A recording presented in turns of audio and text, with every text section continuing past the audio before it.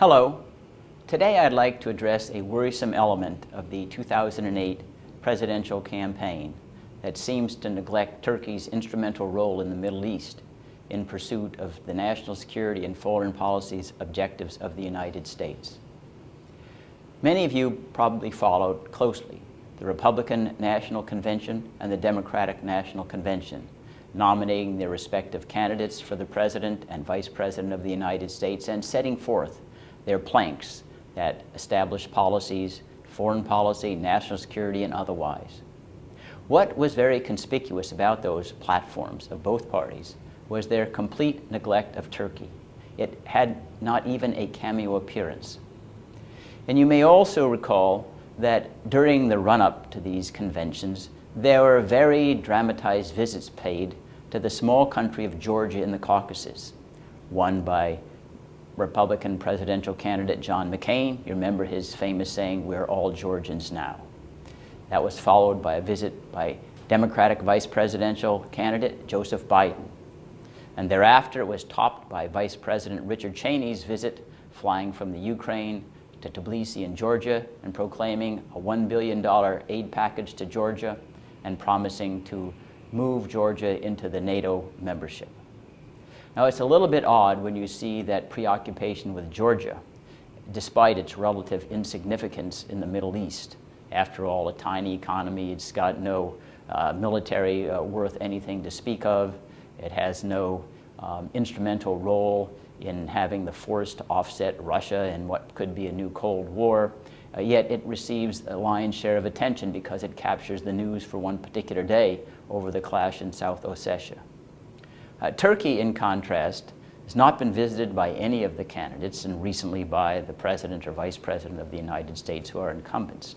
And yet Turkey clearly is the key if the United States is to succeed in the post-2008 presidential elections to move forward in its interest in the Middle East. And let's itemize those areas. At present, Turkey is mediating negotiations between Israel and Syria over the Golan Heights, a true breakthrough after the United States has worked without result for 7 years to broker agreements between Israel and its neighbors or territories.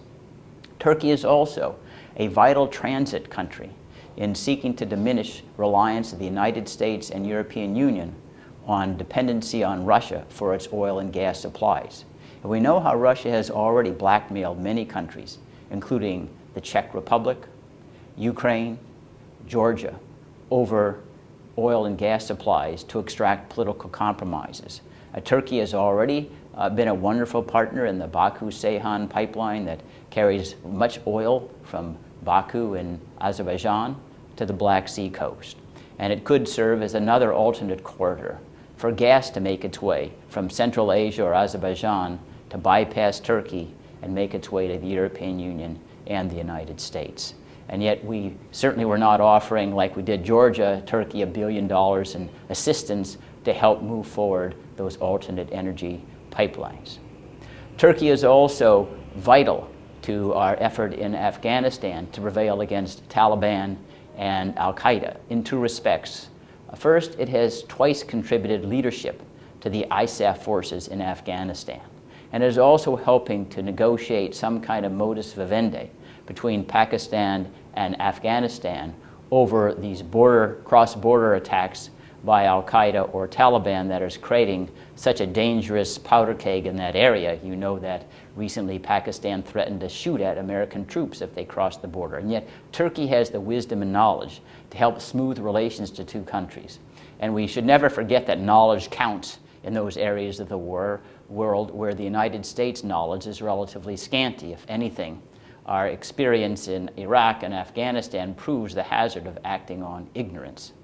Turkey is also, finally, a critical player in trying to bring stability to the Iraqis as it coordinates its efforts against the PKK, the terrorist PKK, with the Kurdish regional government in northern Iraq. Turkey also serves as a source of supply, rearmament, and repair for the United States military operations in Iraq, as well as providing an air base at Incirlik. So that insofar as we look at the extrication of the United States from Iraq as being an indispensable element of moving forward in our national security, Turkey cannot be ignored as a major partner in making sure that our retreat from Iraq does not result in chaos or civil war. In sum, the United States cannot continue to ignore major friends in order to capture the theory and thrill of the moment of responding to events that have lesser significance, as the clash with Georgia and Russia over South Ossetia. Our long-term interests can never be subordinated to the short-term goal as making a political statement and an effort to jump polls in the United States campaign. And I would hope that the Republican and Democratic parties recognize that before it's too late. Remember, our popularity in Turkey has plunged from one of the highest in the world to single digits. And when our popularity is below that of Iran and Turkey, which it is, it's time for a wake-up call. Thank you.